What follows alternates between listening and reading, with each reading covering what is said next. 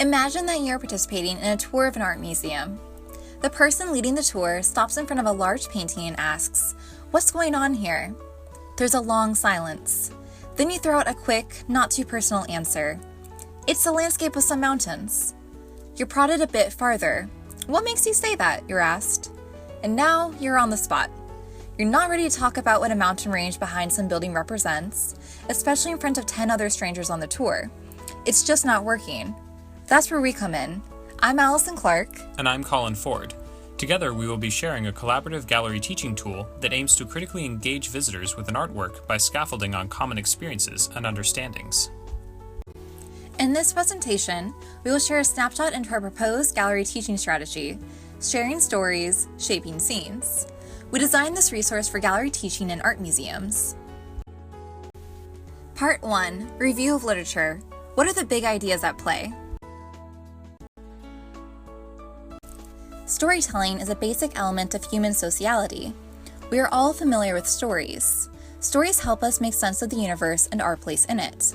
They tie distant people together, preserving knowledge, social memory, and morals. We identify storytelling as a common mode of engaging with the world. According to Heath and Heath, stories stick with us when they are emotional, simple, concrete, credible, and unexpected.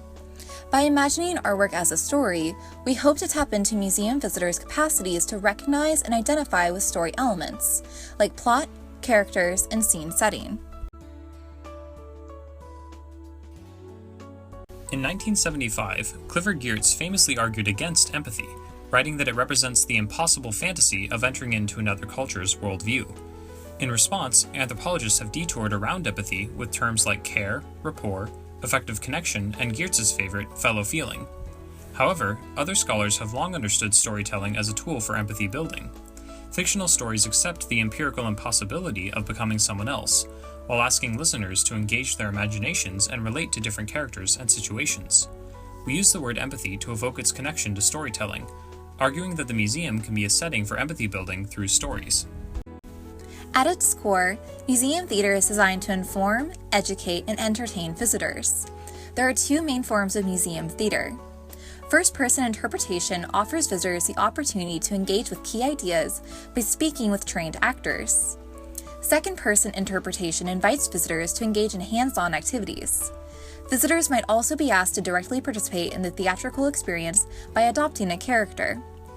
Our teaching tool uses a variation of second-person interpretation, in which visitors adopt characters to engage the art and each other.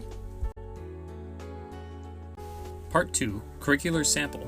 What does this look like in an art museum? Let's return to the painting we described earlier. Here it is, some mountains behind a town with a figure and livestock in the foreground. Let your eyes wander through the painting, drifting between its elements. Imagine you are in this artwork.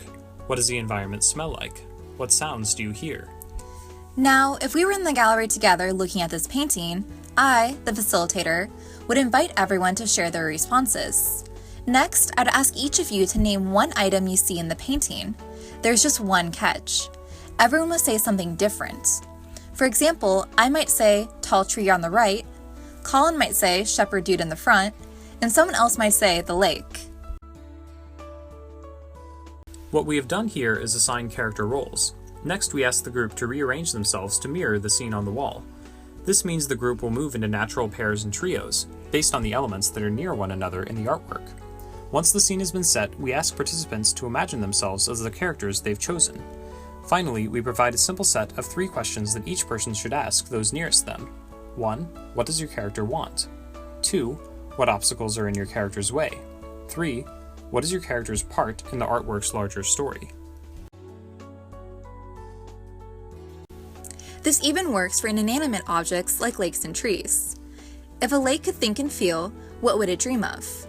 Imagining answers to these questions helps participants engage with the particularity of each element, while also questioning how their element fits into the composition as a whole.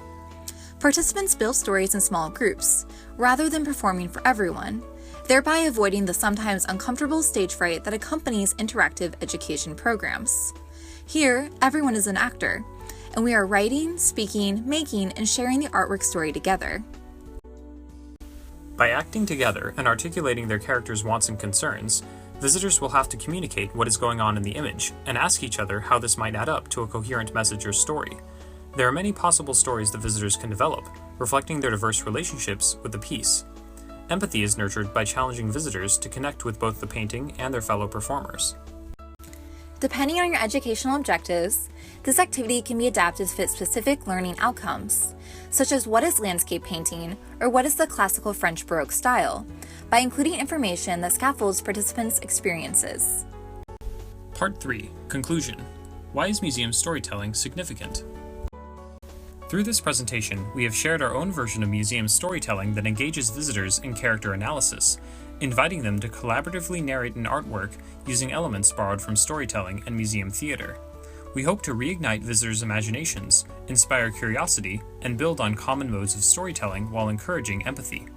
Our strategy for engagement, sharing stories, shaping scenes, is an immersive experience that calls for intellectual rigor and close looking via embodied learning.